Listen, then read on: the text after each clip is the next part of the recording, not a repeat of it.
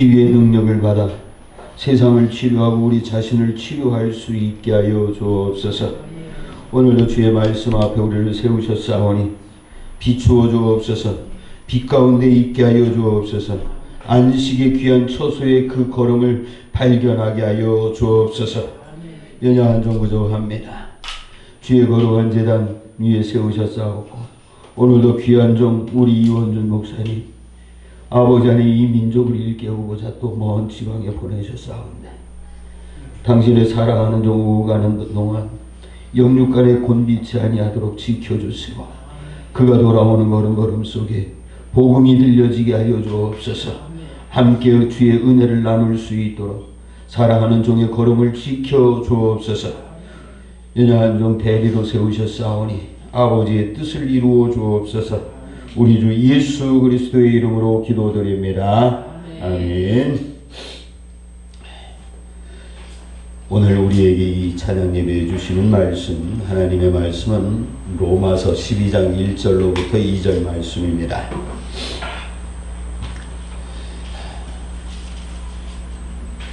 말씀의 귀절이 짧기 때문에 우리가 한 목소리로 공독하겠습니다. 공독하실 때에 이 말씀 속에 주의 음성이 들려지길 주의 이름으로 축원을 드립니다. 함께합니다.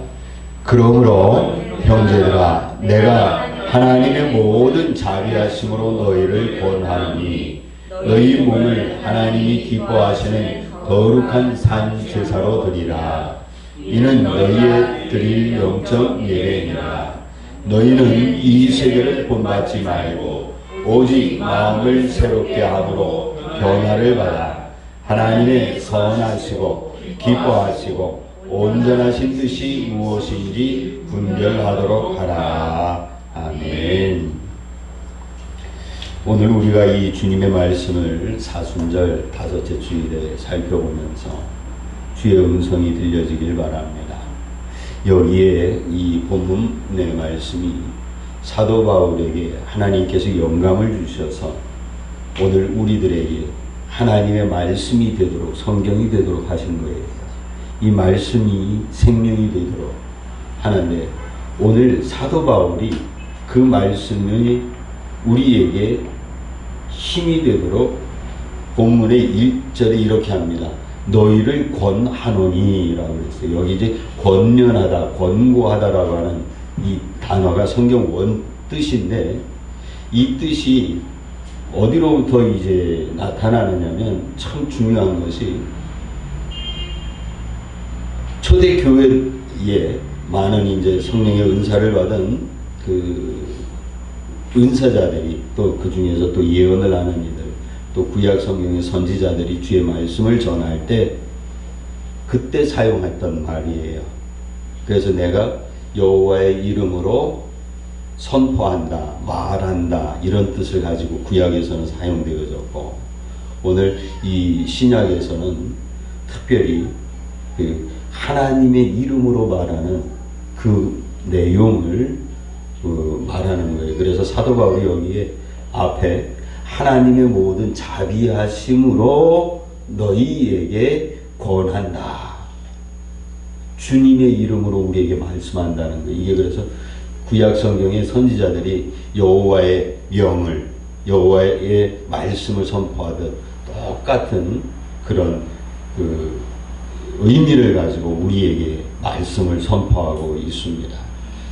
그래서 이 권면한다고 할 때 우리가 이제 조건이 있어요. 어떤 조건이 있느냐면 내가 그 사람의 모든 것을 감당하겠다. 그래서 이제 그 사람의 짐을 내가 가져오기 위해서 내가 너의 그 부족한 것을 가르치는 거예요. 내가 너의 잘못을, 너의 실수를, 너의 아픔을 다 가져올 테니까 내가 가르치는 것을 들어라. 이런 그 기본 바탕에 아버지의 마음이 깔려서 말하는 거예요. 그래서 아버지, 부모님들이 자녀들에게 이렇게 그 권면할 때 그 심적으로 사도 바울이 오늘 우리들에게 권한다 이렇게 말하는 거예요. 그러므로 오늘 우리가 이 말씀을 받을 때 하나님의 자녀의 마음으로, 열려진 마음으로 받으시길 주의 이름으로 축원을 드립니다. 이 말씀 속에 우리가 1절에 보면 제사라고 하는 단어가 있고 예배라고 하는 단어가 있어요. 그죠? 우리가 오늘날 이제 교회 안에서 하나님께 산제사를 드린다. 이 말은 우리가 예배를 드린다. 이렇게 생각을 하잖아요. 그런데 요 두 단어를 우리 한국적으로 생각을 하면 제사와 예배는 좀 달라요. 자, 우리가 이제 그 세상적인 의미로 제사를 왜 드려요? 조상들이 무서워서 드리는 거잖아요. 그러고선 또 뭐 하려고 그래? 조상들로부터 복을 받으려고 드리는 거예요. 그럼 이 제사는 누구를 위해 드려요? 자기 자신을 위해서 드리는 거예요.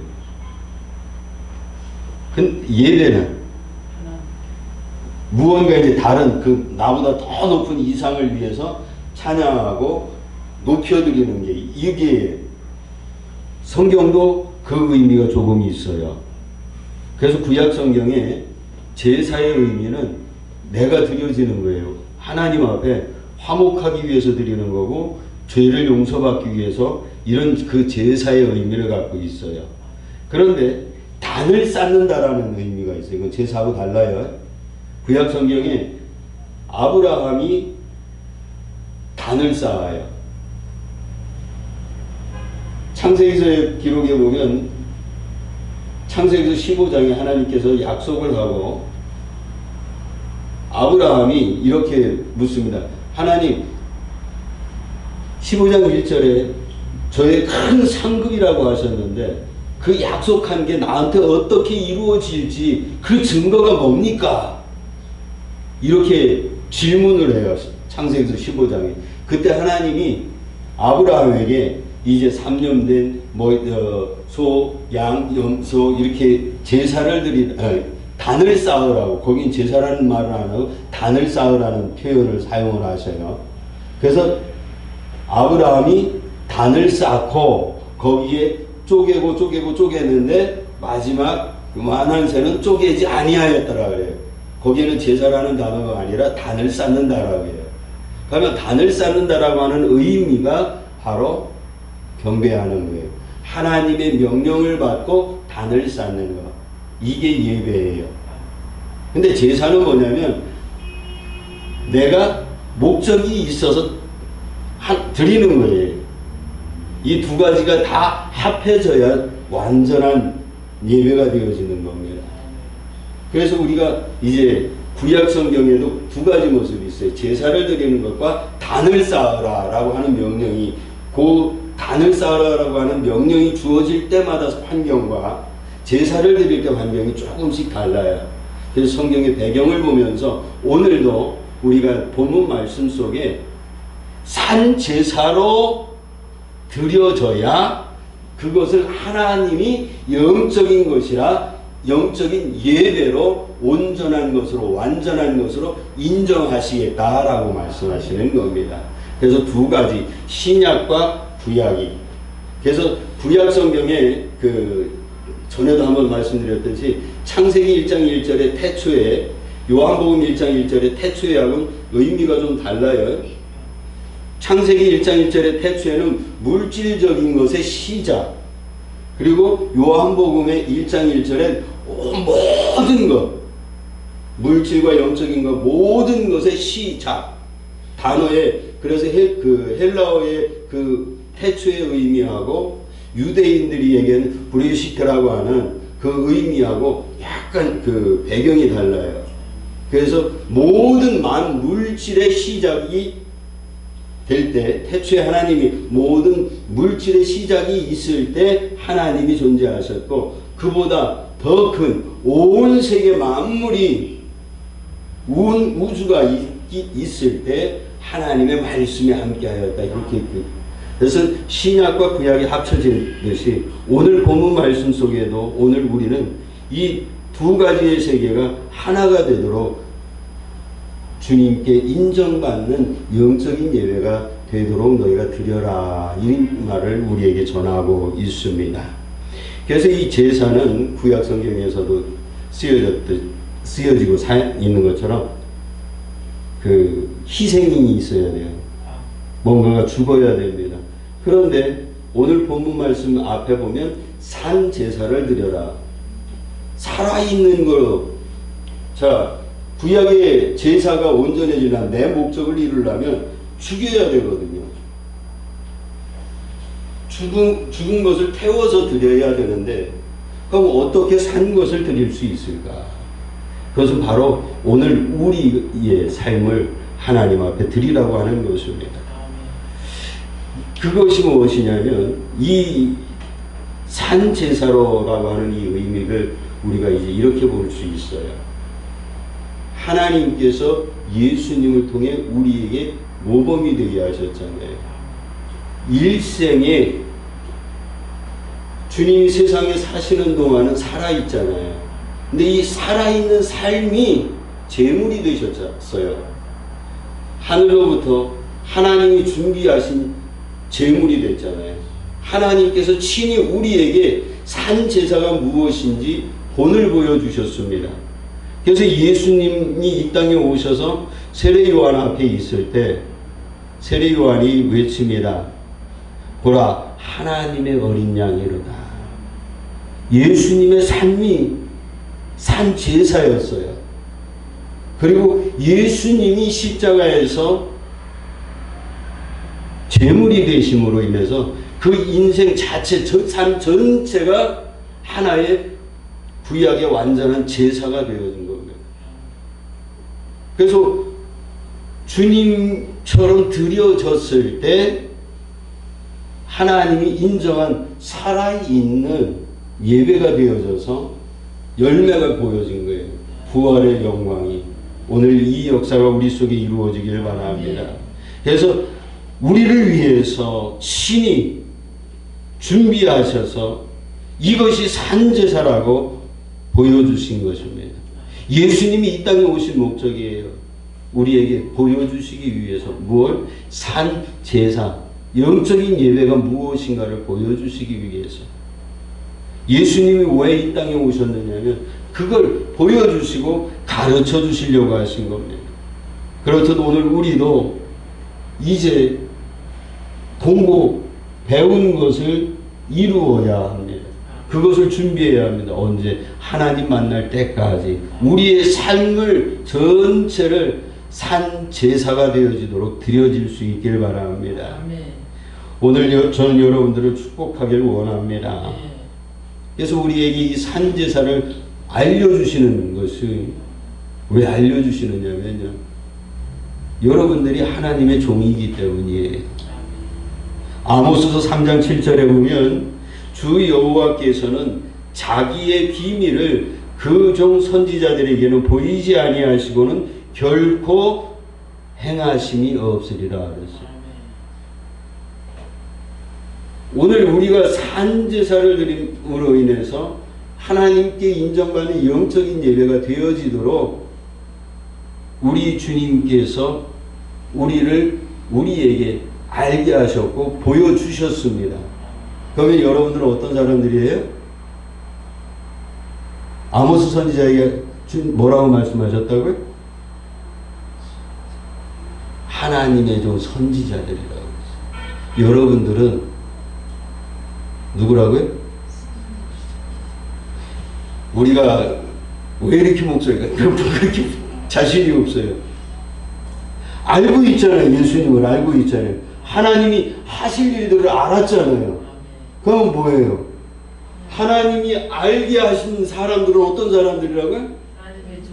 선지자예요. 따라하십시오. 축복하십시오. 당신은 하나님의 종이요 선지자이십니다.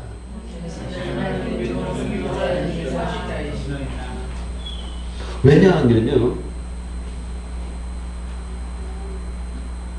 하나님이 그것을 보여주지 않고는 행하지 않는다고 그랬어요. 이미 예수님을 통해서 우리에게 보여주셨잖아요, 부활을. 그러면 우리도 부활할 것을 보여주셨다는 거예요. 그렇게 될 것을 알게 하셨다는 거예요. 그래서 우리는 미래를 알고 있는 거잖아요. 선지자라고 하는 거는 먼저 아는 사람 이런 뜻이에요. 선생이라는 건 먼저 태어났다고 해서 선지자는 먼저 앞선 선자에다 알지자 먼저 알고 있는 거예요. 뭘? 영적인 예배의 결과를 우리는 알고 있죠. 그래서 알게 하신다고 그랬어요. 그 선지자이면서 또 우리는 어떤 사람들이냐면 요한복음 15장 15절에 이제부터는 너희를 세상적인 그 종이라고 안 하고 나의 친구라 하리니 종은 아버지가 하는 것을 알지 못하나 친구는 안다고 그랬어요. 그래서 예수님이 이 땅에 오셔서 우리에게 너희들은 종의 자리에 있지만 내가 친구로 인정했다고 하는 예수님의 친구이기도 한 거예요. 자, 그럼 우리 축복합시다. 예수님의 친구시죠? 진짜 친구죠? 네. 그래서 예수님이 우리를 동격으로 이렇게 봐주시고 있어요. 그래서 오늘 말씀하시는 겁니다. 그러면 오늘 우리가 이 말씀을 통해서 우리가 알아봐야 될 게 뭐냐면, 자, 산제사를 드렸을 때 어떤 모습이냐는 겁니다. 하나님께서 약속한 말씀이 내게 이루어질 것, 아직은 이루어진 게 아니에요. 이루어질 것에 대해서 증거로 보여주신 것이 예배예요. 그러면 오늘 우리가 하나님 앞에 산제사를 드리는 것은 하나님의 약속의 말씀을 믿고 그것이 내게 이루어질 것을 하나님이 증거하시는 자리가 예배라는, 제사 드리는 자리, 하나님의 역사가 임재하는 자리인 거예요. 그러므로 내가 산제사의 삶을 살아갈 때 증거가 계속 나타난다는 얘기예요. 그게 창세기서 15장에 아브라함이 이렇게 말하는 8절에 여호와여 이 땅으로 업을 삼을 줄을 내가 무엇으로 알겠습니까?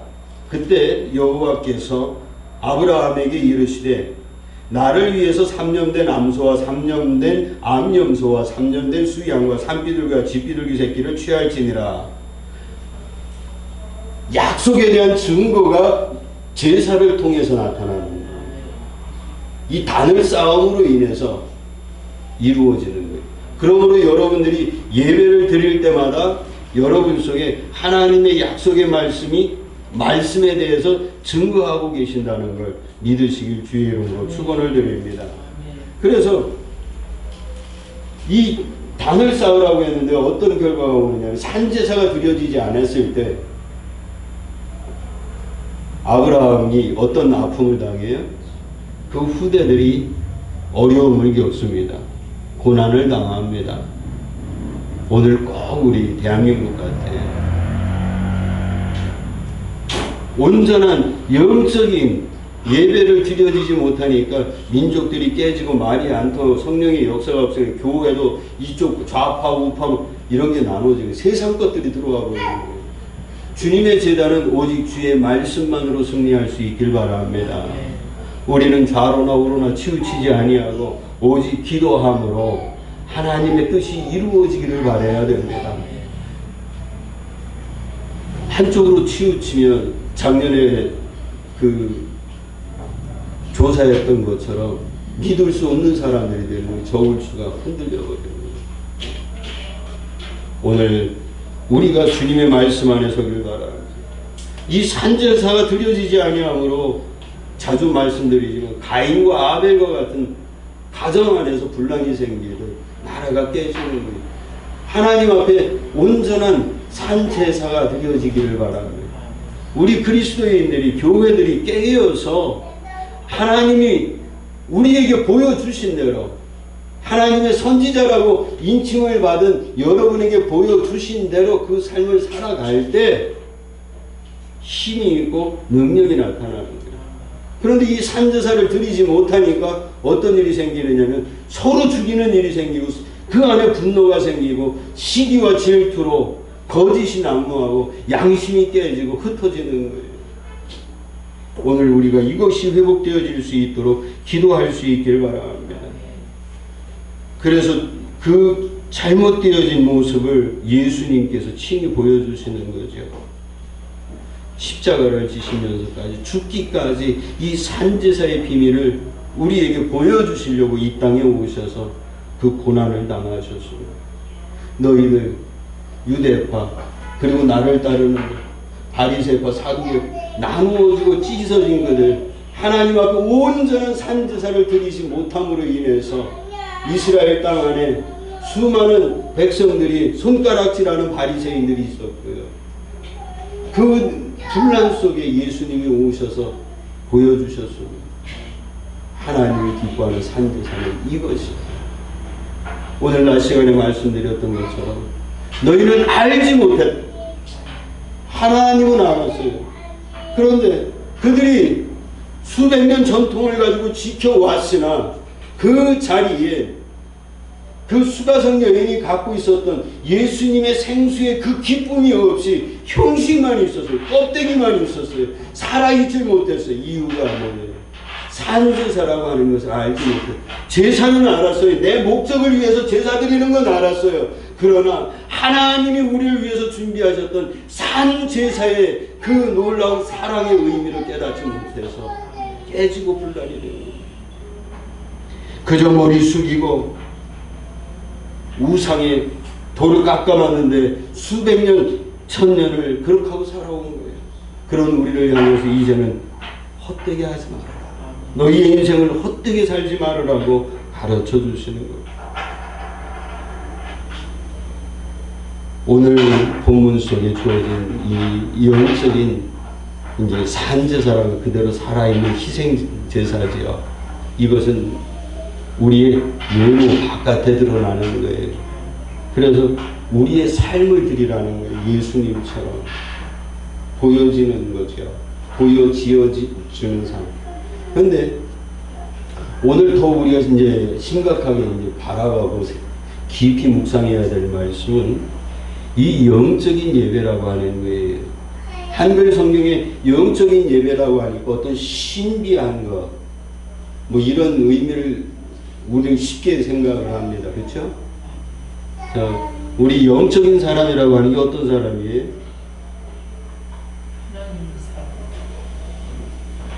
그 신비한 거 많이 보는 사람. 그렇게 생각하잖아요. 이게 초자연적인 걸, 그걸 영적이다 생각하는데, 오늘 본문엔 그런 의미가 아니에요. 오늘 본문 속에 주어진 이 영적이다라고 하는 말은 그 이성적이다 이런 의미를 갖고 있어요. 말씀적이다. 그래서 로기코스라고 하는 진리의 말씀으로 이런 뜻이에요. 그리고 이성적으로 합리적으로라고 하는 뜻을 가지고 있습니다. 그러면 영적인 예배가 이성적이고 합리적이고 깨달아지는 우리가 생각하는 초월적이고 어떤 광적이고 막 이런 것이 아니라 하나님이 인정해 주시는 것은 내 삶을 드리며 살아갈 때 하나님의 증거가 이성적이고 합리적이고 깨달아지도록 주의 성령이 우리와 함께 하시는 거예요. 그래서 성령이 함께 하셔서 하나님의 뜻을 알게 하시는 거예요. 신비로운 세상을 알게 하시는 거예요.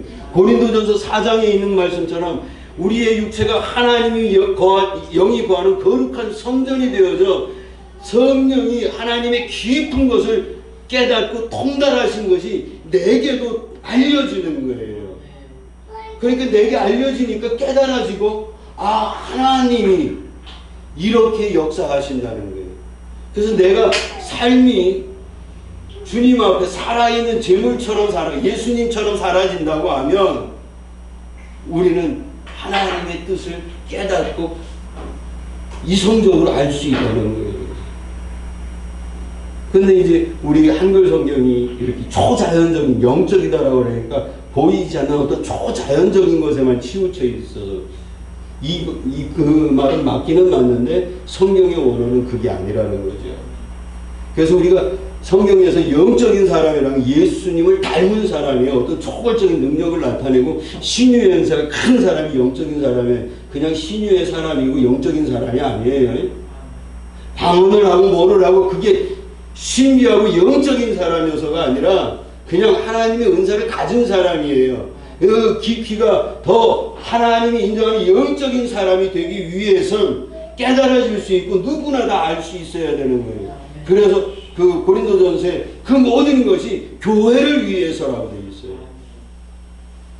그 순서대로 가야 되는 거예요. 그러기 위해서 오늘 이 영적인 예배가 무언가를 우리가 깊이 깨달아야 됩니다. 그래서 깨달아지고 이해되어지는 것. 우리가 그 말씀을 보려면 이 로기코스라고 하는 영적인 예배가 어떤 모습이냐라고 하는 거예요. 이 말이 무엇과 연관이 되어 있느냐면 신명기서 10장 12절에 보면 이스라엘아 내 하나님 여호와께서 내게 요구하시는 것이 뭐냐 곧 내 하나님 여호와를 경외하여 그 모든 도를 행하고 보세요. 행동이 나오죠. 이제 두 번째가 나옵니다. 그를 사랑하여 마음을 다하고 마음이 보여요? 안 보여요? 안 보입니다. 성품을 다하고 보여요? 안 보여요? 안 보여요. 근데 앞에 보면 도를 행하거든요. 보이는 거예요. 오늘 이 산 제사는 보이는 거예요. 예수님이 이 땅에 오셔서 하나님께서 그의 인생을 우리에게 산 제사의 모습으로 보여주신 그 삶이에요. 보여지는 거예요. 하나님의 사랑이 눈으로 보여집니다. 사랑은 안 보인다고 하지만 보여집니다. 예수님을 보면.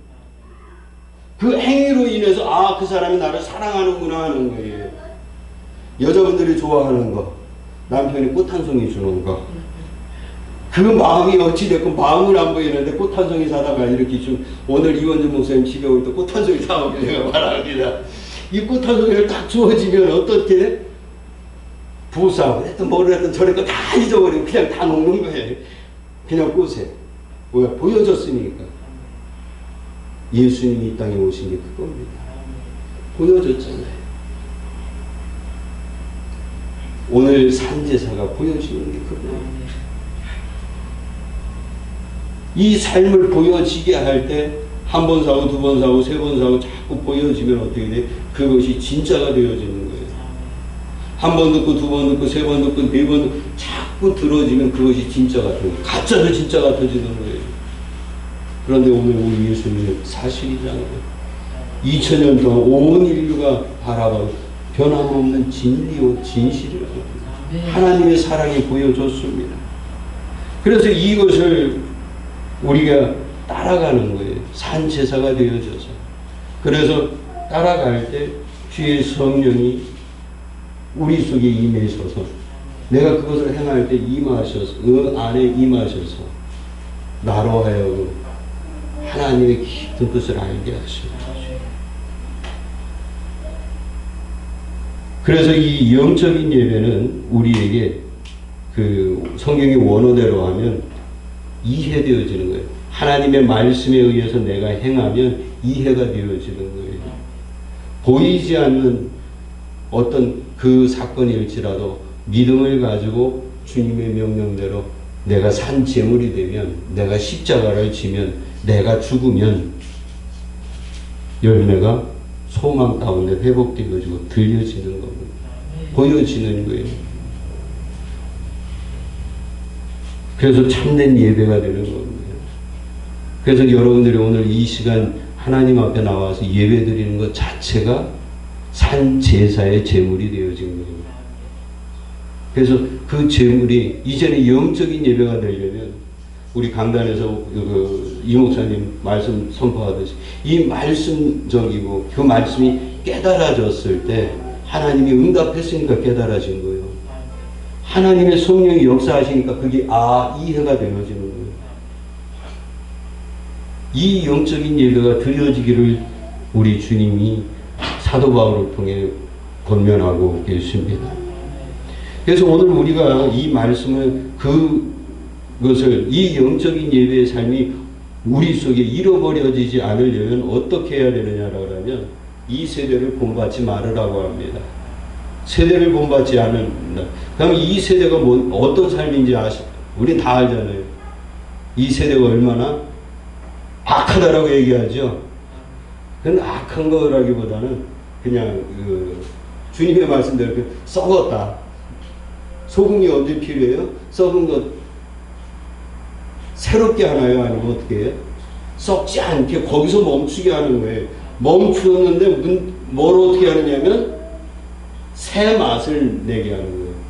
썩어서 독을 내던 것이 이제는 맛으로 변화되는, 전혀 새로운데 겉모습은 안 변해요. 썩은 거 그대로예요. 근데 그것을 먹는 사람이 살아간다는 거예요. 젓갈처럼. 여러분들이 소금이라고 해요. 세상은 썩었습니다. 그러나 그리스도인의 살아가면, 내가 산 제사가 제물이 되어지면 그 자리가 젓갈이 되어지는 거예요. 쓸모있는 세상이 되어지는 거예요. 영적인 예배의 삶이 되어지는 그 자리 위에 부활의 영광처럼 하나님의 영광이 나타난다는 말씀입니다. 이걸 보여주시기 위해 예수님이 우리를 위해 고난당하시고 십자가를 지신 것. 얼마나 썩었느냐. 우리 예수님 십자가에 달리기 전까지 얼마나 많은 고초를 당하시고 채찍질 당하지요. 심지어 마지막 십자가의 고통 속에서도 조롱받으십니다. 그렇게 썩었어요. 왜? 알잖아요. 예수님이 죄 없다는 걸. 누가복음의 기록에 보면 한쪽 편에 있는 강도는 조롱을 하는, 한쪽 편의 강도는 말하는, 저는 아무 죄가 없이 십자가에 달렸다고. 세상도 알고 강도조차 아는 예수님이잖아요.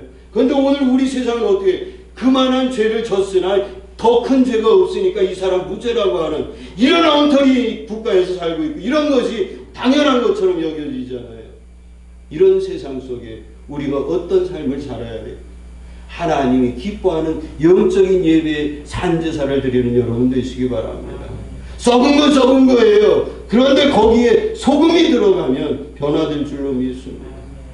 그럼 소금이 되려면 이 세대를 본받지 말라고 합니다. 그러려면 어떻게 해야 될까요?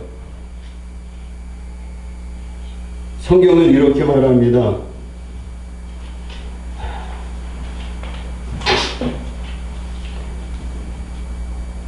하나님이 눈으로 봐야 되는 거예요. 사람의 눈으로 보는 게 아니라. 사람들은, 너희는 사람의 외모와 신장을 보거니와 나 여호와는 그렇지 아니하니 나 여호와는 중심을 본다. 사무엘 선지자에게 말합니다. 이스라엘의 차기 왕을 뽑으려고 이제 사울 왕이 잘못했을 때 이제 다윗의 집에 보냅니다. 첫째, 둘째, 셋째, 넷째, 다섯째, 여섯째까지. 사무엘은 그들이 보니까 등치도 있고 인품도 보니까 훤하게 잘생겼어요. 그 외모를 보니까 이 사람 기도하려고 하나님이 아니다. 둘째들은 아니다. 마지막에 사무엘 깝깝해서 아버지한테 이세에게 묻습니다. 이게 다냐? 그러니까 아니, 마일째는 저 들판에서 형들 대신해서 양 지킵니다. 그때 다윗의 심정이 어땠을까요? 형들은 이스라엘의 대선지자요, 가장 큰 어른이 축복해준다고 우리 집에 오는데 막내라고 나를 들판에 대고 있어. 억울하죠. 자 보세요. 오늘 우리 주변에 많은 교회들이 있고 여러 신앙가들은 이만큼 뭐 하고 다 했다라고 다 세웠습니다. 근데 하나님이 보시면 들판에 외롭게 자기의 사명을 묵묵히 감당하는 다윗을 보고 계셨습니다. 하나님은 외모를 보지 않습니다. 신장을 보지 않습니다. 큰 걸 보지 않습니다. 너가 어디에 있든지 아비의 명령을 따라 순종을 하고 있느냐. 중심을 보시는 하나님입니다. 제가 저쪽 경남 경북이죠. 화재가 나자마자 그 정부에 그게 있어요. 자원봉사 신청하는데 I-365 해가지고 자원봉사 신청하는 그 창구가 있어요. 그래서 창구에다가 자원봉사를 신청을 했어요. 하면서도 한쪽으로는 이 사람들이 나한테 이걸 하려나?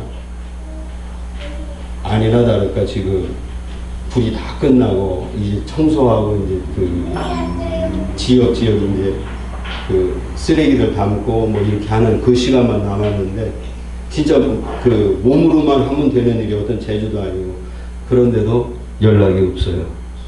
그래서 제가 경북 그 도청에서 그 운영하는 담당관한테 전화했더니 하는 소리가 선생님은 연세가 많으셔서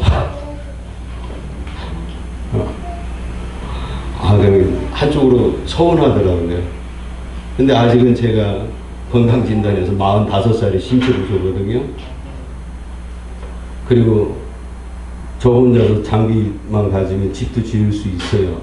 그렇게 선교지에서도 했고 다 할 수 있고 누구 말대로 40kg 들고 200m를 뛰라고 그래도 뜁니다. 제가 그런 것까지 다 그렇게까지 설명을 했는데 숫자상으로 그러니까 안 된다는 거예요. 그래서 지난주에 그렇게 이야기를 듣고 나서 일주일만 더 기다려보겠습니다. 안 되면 내가 쓰레기라도 주스러 갈랍니다. 그랬더니 안 오시는 게 우리를 돕는 거라고까지 얘기하더라고요. 그래서 야, 이분들이 이 숫자로 보고 있구나.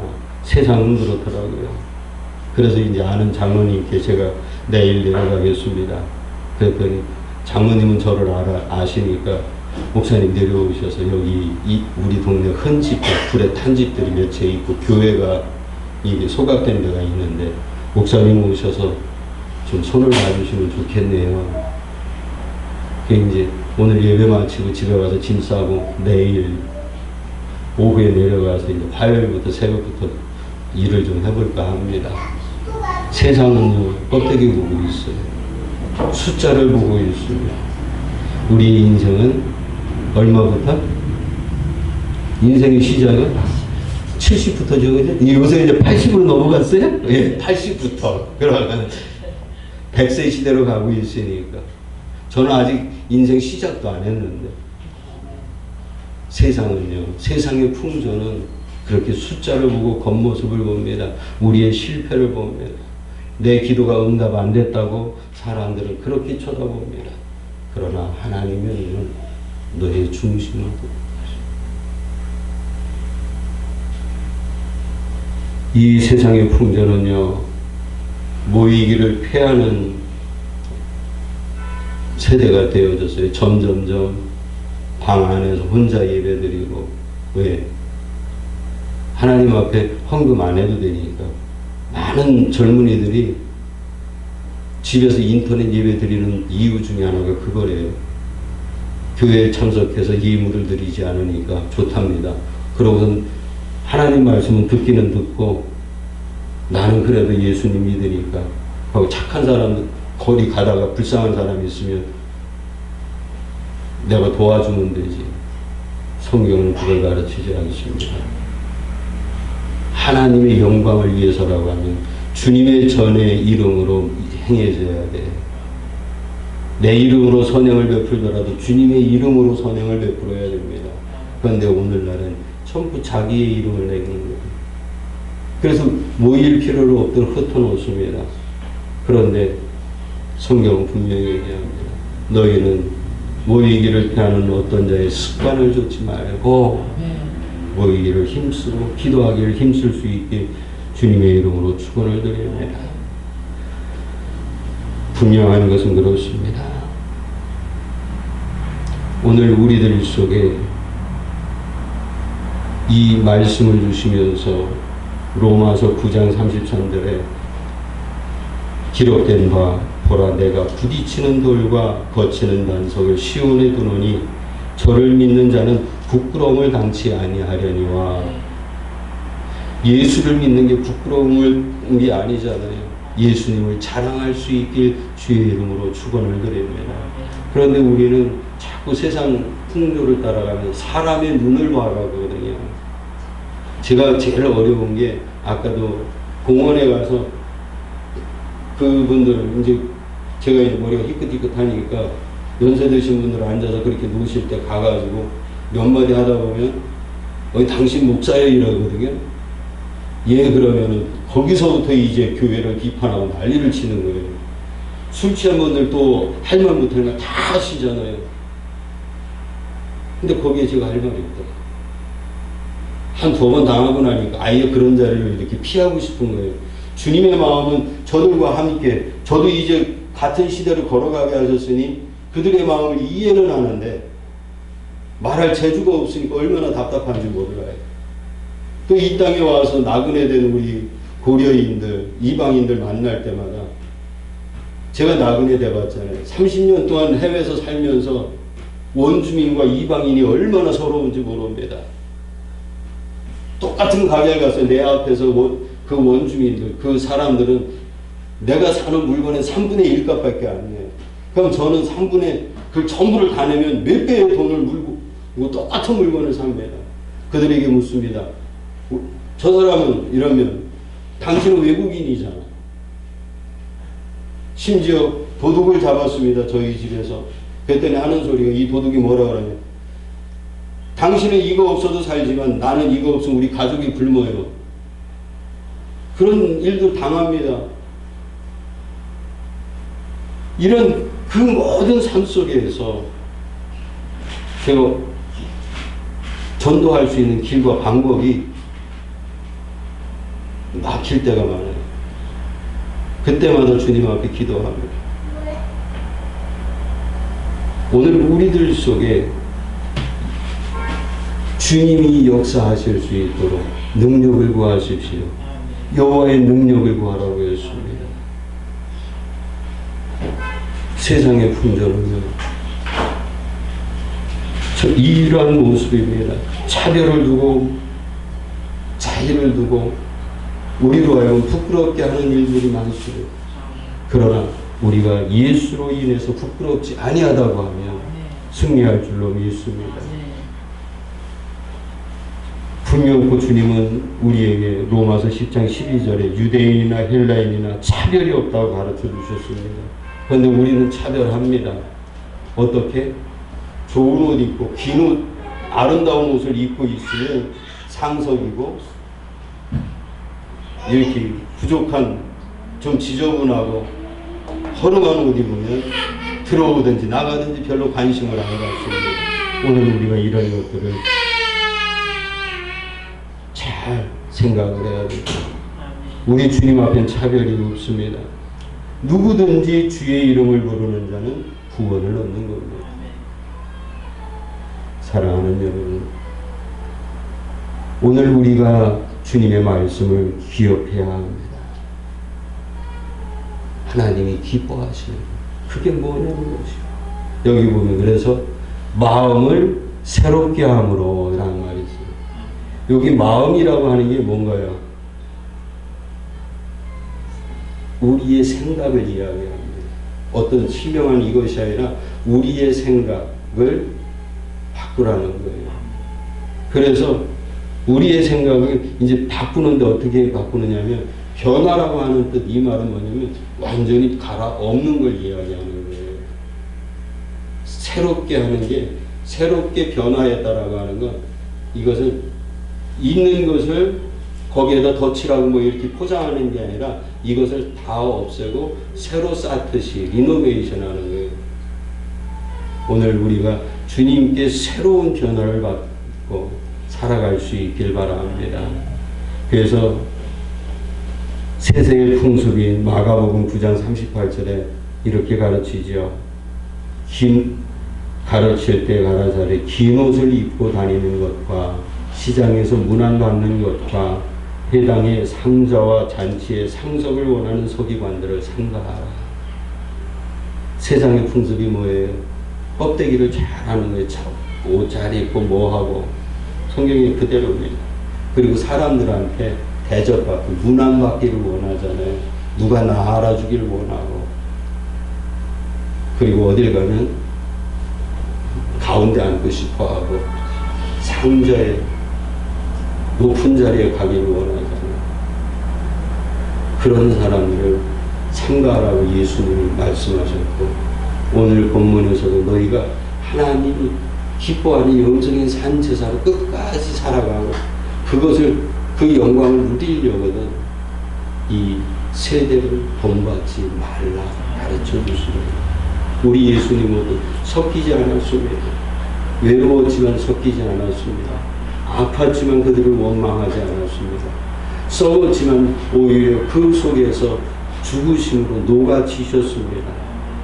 오늘 우리도 예수님처럼 그 예수님의 그 생애처럼 하나님이 이미 여러분들을 만세전에 예비하신 준비하신 거예요. 그래서 이 세상에 태어나게 하셨고 이제 여러분들을 통해서 예수님이 보여준 산제사의 삶을 우리를 통해서 이루어가.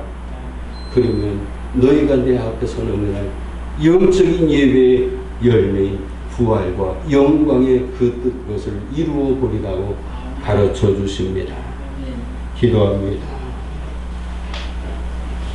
주님, 우리의 예배가 영적인